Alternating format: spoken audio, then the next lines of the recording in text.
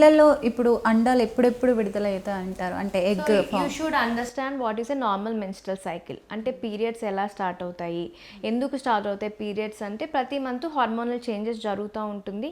ప్రతి month ovary నుంచి egg release అవుతుంది. అలాగే యూట్రస్ గర్భాశయం అనేది ప్రెగ్నెన్సీ కోసం రెడీ అవుతుంది.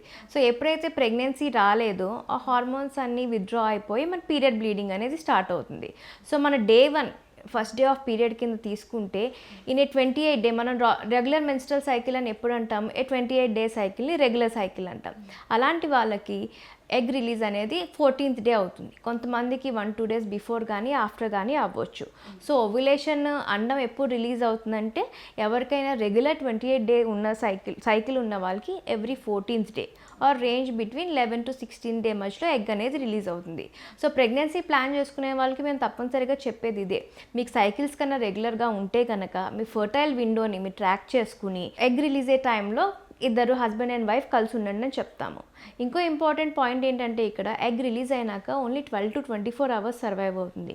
కానీ హస్బెండ్ స్పర్మ్ అనేది యూట్రైన్ క్యావిటీలో 5 డేస్ సర్వైవ్ అవుతుంది. సో ఈ ఫర్టైల్ విండో ఈ 9 to 16 డేస్ కనుక భార్యాభర్త కలిసి ఉంటే వాళ్ళు ప్రెగ్నెన్సీ ప్లాన్ చేసుకునే టైంలో మనకి సక్సెస్ రేట్ ఎక్కువగా ఉంటుంది. ఇప్పుడు ఎగ్ రిలీజ్ అవుతుంది అనే టైంకి మన బాడీలో చేంజెస్ ఏమైనా వస్తాయా?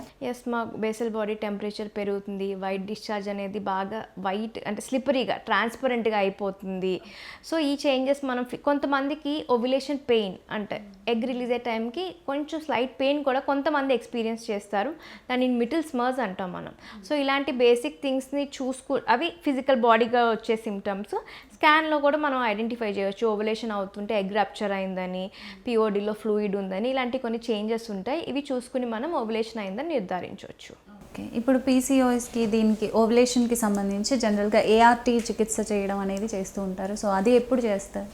సో ఎనీ కపుల్ మనం ఇట్లా ఇర్రెగ్యులర్ సైకిల్స్ ఉన్నాయి, మనం మెడికేషన్ ఇచ్చాం. ఏఆర్టీ అంటే ఆర్టిఫిషియల్ రిప్రొడక్టివ్ టెక్నిక్స్.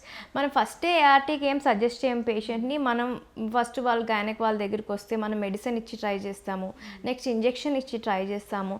అయినా వాళ్ళకి ప్రాపర్ ఎగ్ అనేది డెవలప్ అవ్వకపోతే that is when we recommend for this ART technique. That procedure is IVF. దీంట్లో వాళ్ళు ఏం చేస్తారంటే హెవీ డోస్ ఆఫ్ హార్మోన్స్ ఇచ్చి మల్టిపుల్ ఎగ్స్ ఫామ్ అయ్యేలా చేస్తారు.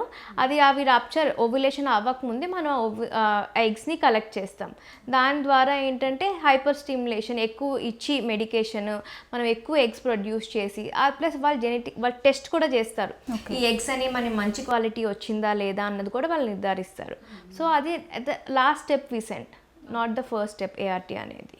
ఓకే, ఇప్పుడు ఈ ఓవ్యులేషన్ డిజార్డర్ వల్ల మనం అంటే వెయిట్కి సంబంధించి పెరగడం తగ్గడం ఇలాంటివి జరుగుతుంటాయి. డెఫినెట్గా ఓవ్యులేషన్ డిస్ఫంక్షన్ ఉన్న వాళ్ళు వెయిట్ గెయిన్ చూస్తూ ఉంటాము. So that is one important thing. Life style changes అనేది చాలా ఇంపార్టెంట్ చెప్తాం మనం వీళ్ళకి.